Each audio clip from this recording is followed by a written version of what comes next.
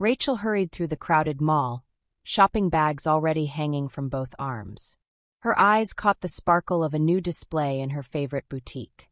Just one more, she whispered to herself. That blouse would be perfect for the office party next week. At 30, Rachel was successful in her accounting career. Her apartment was filled with beautiful things. Designer clothes still bearing tags, unread books stacked on every surface, and kitchen gadgets she'd used only once. Each purchase had brought a momentary thrill, but that feeling always faded quickly. Later that evening, as Rachel struggled to fit her new purchases into her overflowing closet, she heard a gentle knock at her door. "Hello, dear," smiled Mrs. Chun, her 75-year-old neighbor. "I brought you some homemade soup. I made too much for just myself." "Thank you," Rachel said, trying to hide the mess behind her. "Please come in." Mrs. Chen's eyes twinkled as she looked around. "You have many beautiful things." Rachel sighed. "Yes, too many things, actually. I don't know why I keep buying more. It makes me happy for a moment, but then—" "Ah," Mrs. Chen nodded knowingly. "You know, when I was young like you, I also chased happiness in stores. But one day my grandmother told me something I never forgot." Rachel invited Mrs. Chun to sit down, genuinely curious. "What did she tell you?" She said, "The more you want, the less you have." I didn't understand at first. I had a good job and could buy whatever I wanted. But I was always thinking about the next thing to buy, never enjoying what I already had. Rachel nodded slowly. "That sounds familiar. Would you like to try an experiment?" Mrs. Chen asked. "What kind of experiment?" "For 1 month, buy nothing new except necessities.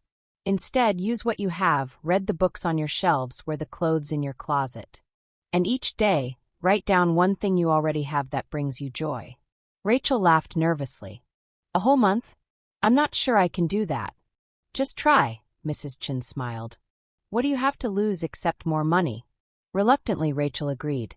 The first week was difficult. She found herself browsing online stores out of habit, her finger hovering over the Buy Now button. But she remembered her promise and closed the tabs. By the second week, something strange happened.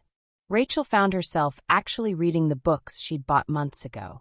She discovered a novel that transported her to another world, bringing her more sustained pleasure than any shopping trip. In the third week, Rachel invited Mrs. Chen over for dinner. She used ingredients she already had in her pantry. "This is delicious," Mrs. Chen said. "You're a good cook." "I never took the time before," Rachel admitted. "I was always too busy shopping or working to earn money for shopping." As the month drew to a close, Rachel flipped through her joy journal. She was surprised to find it filled with entries. The feeling of my favorite sweater against my skin. The taste of homemade bread. The sound of birds outside my window in the morning. The satisfaction of finishing a good book. The warmth of connection with Mrs. Chun. When the experiment ended, Rachel did go shopping again. But something had changed. She found herself asking, "Will this truly add value to my life?" More often than not, she left the store empty-handed, feeling strangely lighter. One evening, Rachel and Mrs. Chun sat on the balcony, watching the sunset. "You seem different," Mrs. Chun observed. "I am different," Rachel replied. "I've learned that contentment isn't about having everything you want, but wanting what you already have." Mrs. Chun smiled. "That is the simple secret, isn't it? When we reduce our desires, we naturally find joy in what remains." Rachel nodded, feeling a deep sense of peace. The sunset before her was free, yet somehow more beautiful than anything she could have purchased.